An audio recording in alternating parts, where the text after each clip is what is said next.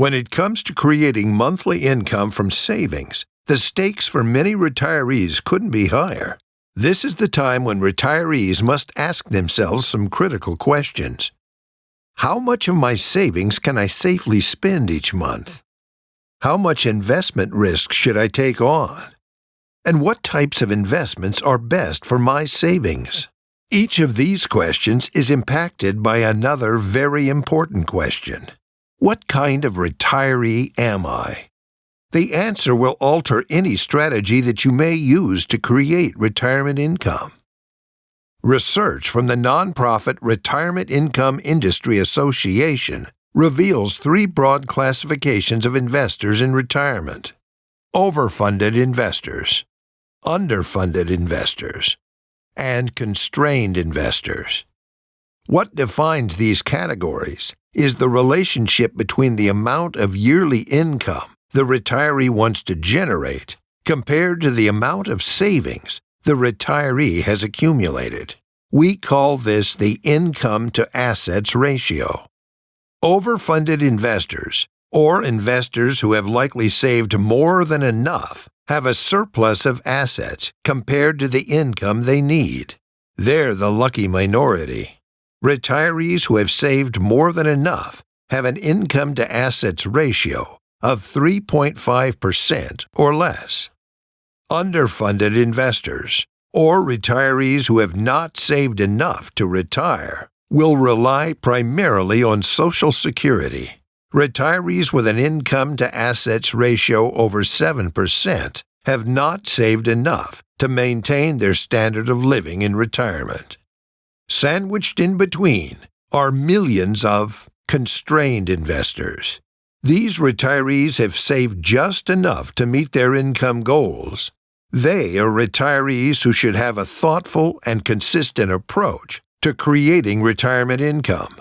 Investors who have saved just enough have a ratio between 3.51% and 7%. Consider Jim.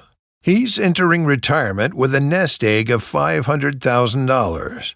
Jim's goal is to have his savings produce a monthly income of $2,000. On an annual basis, that's $24,000. To determine what type of investor Jim is, we'll divide Jim's desired annual income, $24,000, by his savings amount, $500,000. $24,000 divided by $500,000 equals 0.048, or 4.8%.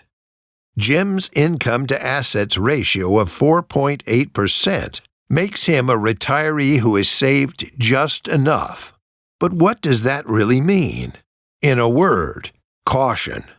The big challenge for retirees who have saved just enough is to make their savings work as hard as possible while lasting as long as possible. In terms of making investment mistakes, retirees who have saved just enough have little margin for error. They benefit from disciplined investing and remaining invested through all market conditions. This is important because it tends to help in meeting long-term financial goals. Retirees who have saved just enough may feel more confident in retirement when their income strategy identifies specific objectives. They tend to benefit from an investment strategy that blends both less risky and more risky investment choices. Finally, retirees who have saved just enough may enjoy an advantage when they obtain a formal written plan that provides a clear plan for creating monthly income. If this sounds complicated, well, to an extent, it is. However, it's also practical when you have a financial advisor by your side who specializes in retirement income planning. If you are entering retirement or are already retired, know what type of retiree you are. Seek out the assistance of your financial advisor. Make your retirement plan clear and ask for a formal next phase personalized analysis. The financial stakes in retirement are simply too high for a go-it-alone approach.